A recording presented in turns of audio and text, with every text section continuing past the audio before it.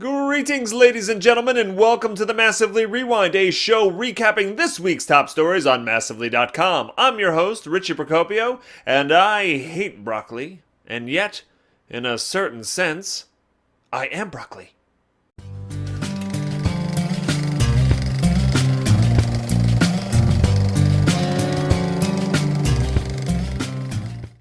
Hey Vanguard, it's your anniversary, and to celebrate, SOE is taking you, Free Realms, Clone Wars, Wizardry Online, and Old Yeller out back to face the MMO firing squad in 2014. CEO John Smedley surfaced on Reddit to both answer questions regarding SOE's MMO Armageddon and to drop a thermonuclear hype bomb on unsuspecting fans. Vanguard is simply too labor-intensive to maintain, the Smedster explained, while Free Realms' target audience either doesn't like to or isn't allowed to spend its allowance in the SOE's cash shop. Clone Wars, well, it's a licensed browser game spun off from a now-defunct TV show, and Wizardry Online is... Wizardry Online. As for that hype bomb, how does a spiritual sequel to Star Wars Galaxies grab you? Smedley was apparently serious, and no, he was not referring to EverQuest Next, but rather a previously unannounced sandbox. And don't worry, there's not going to be lightsabers in it. I said spiritual sequel. Emphasis on the spiritual. Emphasis. Elder Scrolls Online is next up in the pay extra to get the full game sweepstakes. ZeniMax's IP-based subscription MMO is making a play for early sales by unlocking all races for all factions for pre-orders and offering an exclusive Imperial race for those willing to shell out the extra cash for a collector's edition. In other Elder Scrolls news, how about that new cinematic? No doubt it's a fine representation of ESO's gameplay. It's also really long. It was so long, in fact, that I left it playing in the other room and plan on coming back to it to catch the ending after we're done filming here today. Don't get me wrong, I like long legs, long guitar solos, and long walks on the beach as much as any other man. But this was pure ultra-violence for 8 straight minutes. Then again, the Elder Scrolls series has always been about PvP, so I guess that makes perfect sense.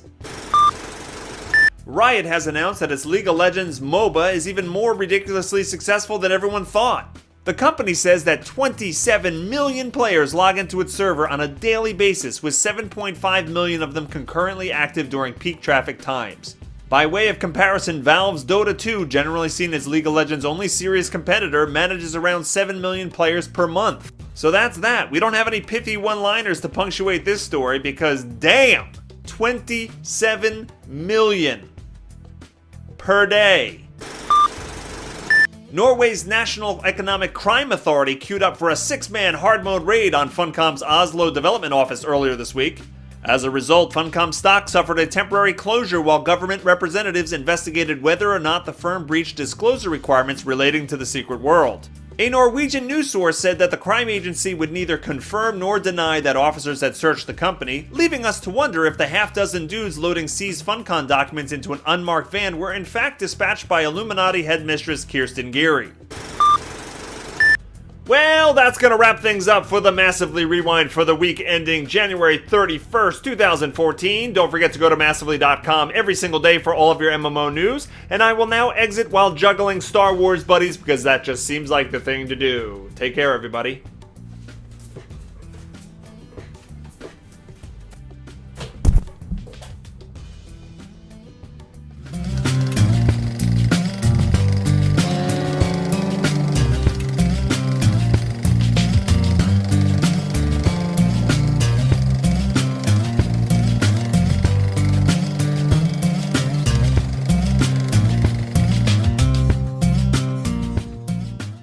ZeniMax's IP-based subscription MMO is making a play for early sales by offering and unlocking. They offer and unlock. In other Elder Scroll news, I